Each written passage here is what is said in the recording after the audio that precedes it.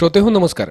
श्रोतेहो, आज 21 सप्टेंबर अर्थातच म्हणजे या दिवशी किंवा या तारखेला आज आपण किंवा जगभरामध्ये अल्झायमर्स दिन साजरा करण्यात येतो, पाळल्या जातो असं आपण म्हणूयात. या दिवसाच्या निमित्तानंच या आजाराबद्दलची जनजागृती म्हणूयात किंवा या आजाराबद्दलची माहिती जाणून घेण्यासाठी म्हणूयात आपण आज बातचीत करणार आहोत मेंदू तज्ज्ञ डॉक्टर मकरंद कांजाळकर यांच्याशी. डॉक्टर साहेब, कार्यक्रमात स्वागत. धन्यवाद. डॉक्टर साहेब, हा जो आजार आहे, जसं मी उल्लेख केला, आज अल्झायमर्स दिन आपण साजरा करतो, तर या आजाराबद्दल बोलत असताना या आजाराची लक्षणं आणि मुळात हा आजार काय आहे याबद्दल आमच्या सगळ्या श्रोत्यांना आपण काय सांगाल?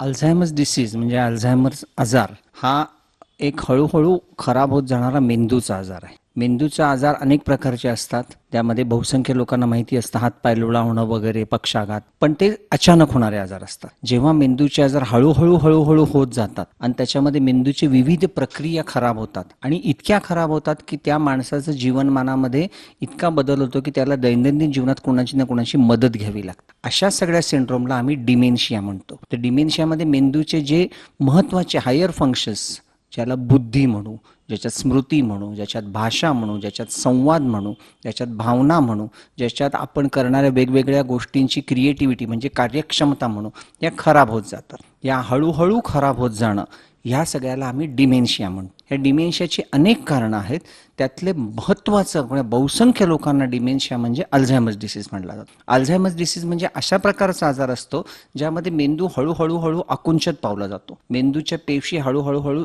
श्रिंक म्हणजे छोट्या होत जातात आणि त्यामुळं त्या पेशीचं पर्टिक्युलर काम म्हणजे काही पेशींचं काम आहे स्मृती, आपलं नाव लक्षात ठेवणं एखाद्या माणसाचं. त्या पेशी खराब झाल्या तर त्या माणसाचं नाव काय त्याला आठवणारच नाही. तर अशा वेगवेगळ्या क्रिया आपला मेंदू आपला काम काय करतो ह्याचा विचार आपण सर्वसामान्य जीवनात कधीच करत नाही. म्हणजे जे काय आपले वाचा आहे, जे काय आपली बुद्धी आहे, जे काय आपले संवाद आहे, जे आपण कार्य करतो, मग ते कोणचं का कार्य असे ना, हे शेवटी मेंदूचे विचार आहेत आणि विचारच खराब होत जाणं ह्याला डिमेन्शिया म्हणतात. आणि त्यातलं महत्त्वाचं कारण जे आहे, महत्त्वाचा आजार किंवा बहुसंख्य लोकांना होणारा आजार हा अल्झायमर्स डिसीज म्हणून मानला जातो. अल्झायमर्स डिसीज हा बहुसंख्य वेळा किंवा 99% वेळा हा वयाच्या 60 नंतरच होतो. फार क्वचित काही गतिमंद लोक जे असतात, मुलं लहानपणी जन्माला आले, डाऊन सिंड्रोम वगैरे, यांना कमी वयात होतो, पण बहुसंख्य वेळा 60 नंतर होणारा आजार आहे. म्हणजे गेल्या वर्षात केलेल्या सर्वेक्षणानुसार भारतामध्ये साधारण 80 ते 90 लाख अल्झायमर्सचे रुग्ण असू शकतील असा एक अंदाज वर्तवला गेलेला आहे. अतिशय विस्तृतपणे अगदी आकडेवारीसहित आपण सांगण्याचा प्रयत्न केला डॉक्टर कांजाळकर सर. डॉक्टर साहेब, यावर्षी आपण जनजागृती करतो आहोत, तर एक थीम असते किंवा एखादा विषय घेऊन आपण जनजागृती करत असतो, तसं काही यावर्षी आहे का? हां, अल्झायमर्स डेचे यावर्षीची थीम अशी सांगितलेली आहे की never too early, never too late. म्हणजे एखाद्या रुग्णाला अल्झायमर्स आहे किंवा रुग्णाला अल्झायमर्स नसला तरी अल्झायमर्स नावाचा आजार असू शकतो समाजामध्ये. अल्झायमर्सचे रुग्ण असू शकतात. ते रुग्ण जितके परेशान असतात त्यापेक्षा जास्त त्यांचे नातेवाईक, त्याची काळजी घेणारे लोक परेशान असतात. याविषयीची जागृती असायलाच पाहिजे. आणि ही आत्ता आपल्याला काय करायचं आहे, आपल्या घरात कोणाला आहे का, आपल्याला होणार आहे का, शेजारच्या घरात झाला आहे, असा विचार करून ह्याच्याकडे दुर्लक्ष करू नये. म्हणजे हे आत्ता विचार करायची वेळ नाही, असं नेव्हर टू अर्ली आणि नेव्हर टू लेट. म्हणजे झालं आता, मी भोगतोच आहे, आता मला झालाच आहे माझ्या वडिलांना, आता मला जागरून काय उपयोग, असा त्याचा never too early, never too late. की अल्झायमर्सच्या ट्रीटमेंटमध्ये बहुसंख्य रोल हा त्याच्या काळजी घेणाऱ्या नातेवाईकांचा, आणि नातेवाईक म्हणजे बहुसंख्य वेळा पेशंटची पती किंवा पत्नी, पेशंटचा मुलगा किंवा बहुसंख्य वेळा सून, मुलगी, आणि आजकालच्या काळात जावई पण राहतात जे त्यांची काळजी घेणारे असतात. डॉक्टर साहेब, आजार म्हटलं की ते लक्षणं आहेतच. अल्झायमरची काही महत्त्वाची लक्षणं आम्हाला तुमच्याकडून जाणून घ्यायची, काय सांगाल? मेंदूचं काम हळूहळू खराब होत जाते. असा विचार केला तर जे जे कार्य हा माणूस आता वेगळा वागतोय हा विसरून जातोय. हा विसरून जातोय हे बहुसंख्य वेळा नातेवाईकांच्या, त्याच्यासोबतच्या राहणाऱ्या कुटुंबियांच्या लक्षात येतं. हे मी काय समजावून सांगतोय की आजकाल एक असंही असतं की मी थोडं विसरून चाललोय तर मला अल्झायमर झालाय का, अशी भीती वाटणारी लोक खूप आहेत, ज्येष्ठ नागरिक. अल्झायमरचा रुग्ण जेव्हा विसरून जातो किंवा मेंदूच्या आजारामध्ये जेव्हा स्मृती खराब होते तेव्हा त्या रुग्णाला कधी कळत नाही आपली स्मृती खराब झाली.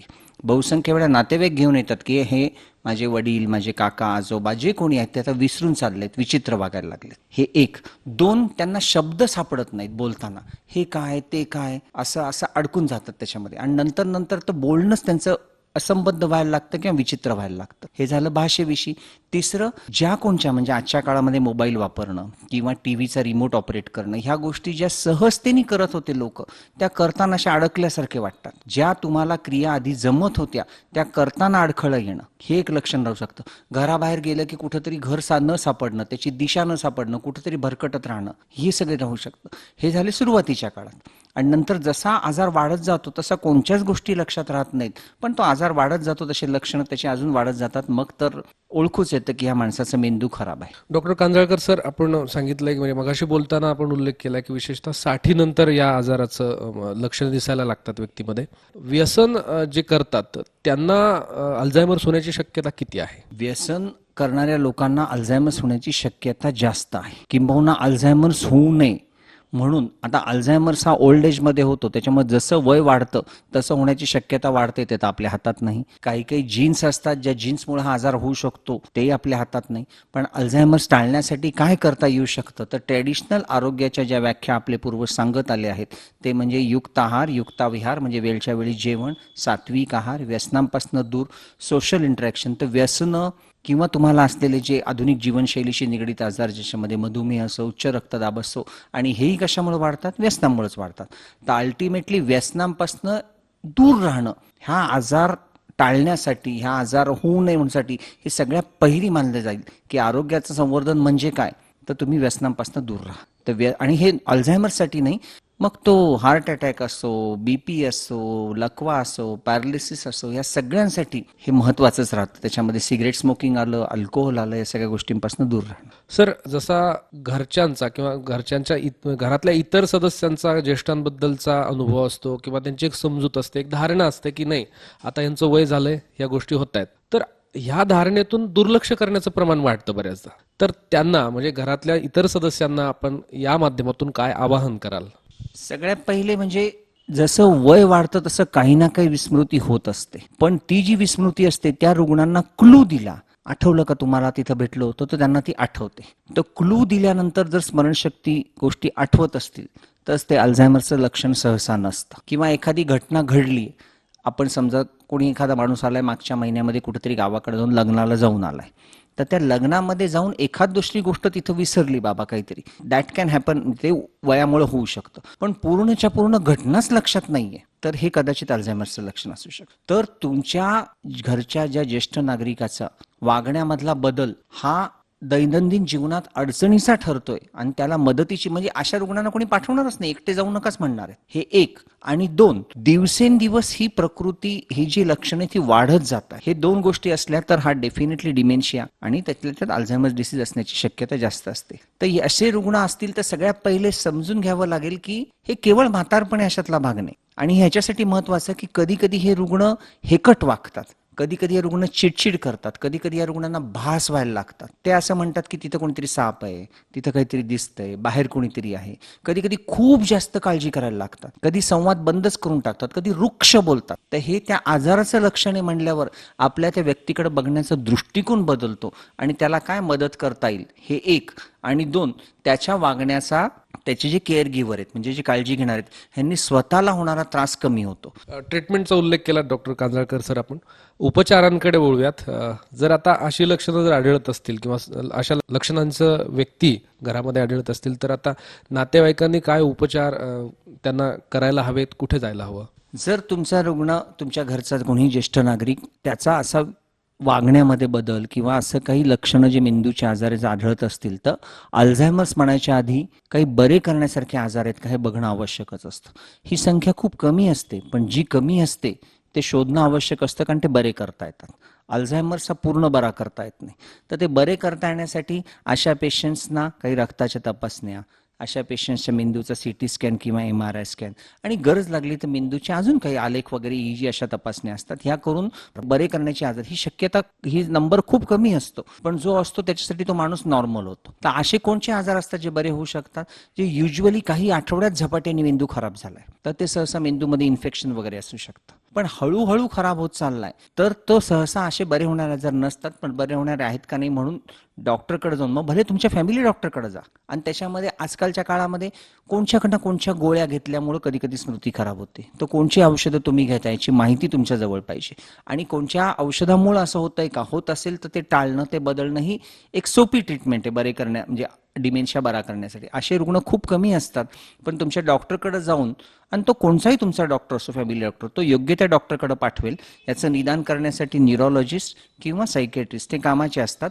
आणि ह्याच्या ट्रीटमेंट जी आहे, तर ट्रीटमेंट कशासाठी, तर त्यांच्या वागण्याचा तुम्हाला किती त्रास होतो. जर एखादा माणूस विसरतोय, तर विसरून तुम्ही त्याची लाईफ ॲडजस्ट करत असाल, तर कदाचित ती स्मृती अजून खराब होऊ नये म्हणून काही औषधं देता येतील. पण हा आजार पूर्ण बरा करण्यासारखी किंवा पूर्ण बरा होईल असा हट्ट धरून काहीतरी करत बसण्यामध्ये बऱ्याचदा नातेवाईक परेशान होतात. हा डॉक्टर, तो डॉक्टर, मुंबई पुणे इकडं तिकडं फिरत तुमचा वेळही जातो, पैसाही जातो. एकदा आजाराचं निदान झाल्यावर त्या आजाराविषयीची माहिती घेणं, आणि हा जो कार्यक्रम तुम्ही आता घेता हे जनजागृती करणं, नेव्हर टू अर्ली किंवा नेव्हर टू लेट, जी थीम आहे ह्याच्यासाठीच आहे की आपल्याला ही गोष्ट माहिती पाहिजे आणि ह्याच्यासोबत कसं जगायचं हे शिकून घेणं भाग आहे. आता कार्यक्रमाच्या शेवटाकडे आहोत आपण, तर एक एक त्यांची काळजी घेणारे म्हणजे अशा रुग्णांची काळजी घेणारे काळजी भाऊ असतील त्यांचे किंवा घरातले इतर सदस्य असतील, यांना या माध्यमातून आपण काय आवाहन कराल किंवा यांनी काय केलं पाहिजे याबद्दल आपण काय सांगाल? सगळ्यात महत्त्वाचं ना, अल्झायमर्सचा रुग्ण, त्यांचा मेंदू खराब असतो, तो सुरुवातीच्या काळामध्ये सहसा त्या रुग्णाला स्वतःला त्याचा त्रास नसतो किंवा असला तरी कमी असतो. आणि जसं वाढत जातो तशी ते स्वतःची ओळखच विसरून जातात. त्याच्यामुळे त्या रुग्णाला स्वतःचा त्रास त्या आजाराचा कमी असतो, पण त्याच्या वागण्याचा कौटुंबिक सदस्यांना बराच त्रास असतो. आणि ते त्याच्यामुळे असे कुढत असतात किंवा जे कौटुंबिक आरोग्य असतं ते खराब होतं. आणि कौटुंबिक आरोग्य खराब व्हायचं बहुसंख्य कारण हे जवळचे नातेवाईकच असतात. त्यांचे हेतू चांगले असतात. म्हणजे अगदी उदाहरण द्यायचं म्हणलं तर घरात एखाद्या आजोबांना अल्झायमर्स आहे, तर त्यांची मुलगी कुठून तरी येणार माहेरीन, ती म्हणणार माझी वहिनी नीट बघतच नाहीये. ह्याच्याने जी बघते ती अजून खचून जाते आणि हे तिच्यामुळेच झालंय, तिने असंच खाऊ घालते, हे करते. कुणावर ब्लेम करून काही उपयोग नाही. उलट ती ज्या भोगती ती तुमच्या घरातली सून, तिची मदत म्हणून 2-4 दिवस तुम्ही थांबा, त्यांची काळजी घ्या. तर त्या केअर गिव्हरची काळजी घेणं म्हणजे ह्या कार्यक्रमातनं मी एवढं एक निश्चित आवाहन करतो की अल्झायमर्सचे पेशंट्स जे आहेत त्यांना तुम्ही काही केलं तरी चालेल, पण ज्यांच्या घरात अल्झायमर्स आहे त्यांची काळजी घेणाऱ्या लोकांची मनस्थिती सांभाळण्यासाठी भले त्यांना गप्पा मारा, तुम्ही तिथं जाऊन 1-2-4 तास त्यांना ब्रेक द्या, जा बाई आज मी इथं थांबते, तू पिक्चर बघून ये, अशा गोष्टी करून गेल्या तरी त्यांचा एक स्वतःविषयीचा त्यांचा स्वतःचा जर वेळ त्यांना मिळाला तर ते जास्त करतात. कारण केअर गिव्हर जितका चांगला राहतो तितका अल्झायमर्सचा रुग्ण स्टेबल राहतो. किंवा एखादा रुग्ण आहे तो म्हणतो असा भास होतोय, ते भास होते म्हणलं की भासाची गोळी दिली, ती गोळी दिली की कदाचित त्यांनी अजून दुसरे प्रॉब्लेम आले, चालणं खराब झालं. त्याच्यापेक्षा हो तिथं कुत्रं दिसतंय, ते केअर हो खरंच कुत्रं दिसतंय, कोणत्या रंगाचं आहे, असं करून ती वेळ निभावून परत दुसरीकडे नेणं. आणि हे प्रत्येक केअर गिव्हरला जमतं. कुणाला जमतं? ज्याला त्या रुग्णाची काळजी आहे आणि ती काळजी त्याला जमतं. जसं एखाद्या आईला आपल्या बाळाची काळजी कशी घ्यायची हे शिकवावं लागत नाही, कारण त्या आईचं 100% जे काही लक्ष असतं ते बाळाकडे असतं. म्हणजे जेव्हा तुम्ही बालरोग तज्ञाकडे जाता तर बालरोग तज्ञ आईला विचारतात कसं आहे बाळ, आणि ती आई सांगते. तसं मी तर सांगतो अशा रुग्णांची घरात एक आई असते आणि त्या आईची काळजी घेतली आणि त्या आईला माहिती असतं. आणि त्याच्यामुळे हे रुग्ण जेव्हा येतात तेव्हा त्या रुग्णांशी मी कमी बोलतो, त्या रुग्णांच्या नातेवाईकाशी जास्त बोलतो. त्या रुग्णांचा केअर गिव्हर आयडेंटिफाय करणं आणि हे अशा कार्यक्रमांनी अवेअरनेस घेऊन त्या केअर गिव्हरना आपण जर म्हणजे त्यांना स्फूर्ती देणं की ठीक आहे आम्ही तुमच्यासोबत आहोत तुमच्या दुःखामध्ये, असं केलं तरी हा एक प्रकारची एक मोठी जनजागृती ठरू शकते. बाकी राहिलं ट्रीटमेंट, तुम्ही म्हणलात तर हा आजार जेव्हा अर्ली स्टेजमध्ये असतो, जेव्हा माणूस थोडासा विसरतो, इकडे तिकडे भरकटतोय, तर काही ना काही औषधं असतात ज्या औषधांनी थोडीशी स्मृती बरी होऊ शकते आणि ह्या आजाराची वाढायची गती मंदावू शकते. पण तो गोळ्या घेतल्या म्हणजे तो आजार पूर्ण बरा होईल असं काही नसतं. कधी कधी हे रुग्ण वागताना हटवारीपणे वागतात आणि इतके विचित्र वागतात की घरात काम येणाऱ्या इतर स्त्रियांकडे ते विचित्र बघू शकतात. असे जेव्हा खूप विचित्र होतात किंवा लोक आरडाओरडा करतायत, मारायलाच लागलेत, अशा वेळेस मन शांत करायची औषधं खूप कमी डोसमध्ये या लोकांना लागू शकतात. थोडेसे जास्त झाले तर हे रुग्ण जास्त पलंगाला खिळून जाऊ शकतात. तर हे औषधं किती द्यायचे, या औषधांनी फायदा किती होते, औषधं वाढवायचे का, या औषधांनी नुकसान होतंय का, ही सगळी माहिती जी आहे ती केअर गिव्हर देते. त्याच्यामुळे ह्या म्हणजे प्रत्येक ओल्ड एजमध्ये केअर गिव्हर महत्त्वाचा राहतोच, पण मेंदूच्या आजारामध्ये केअर गिव्हरचं महत्त्व खूप जास्त आहे. आणि तो केअर गिव्हरची काळजी घेतली तर अल्झायमरचा पेशंट त्यातल्या त्यात त्याचं आयुष्य बरं राहतं. आणि त्या केअर गिव्हरला आपण मदत करणं हे ह्या जनजागृतीचा एक मोठा फायदा झाला तरी खूप होईल.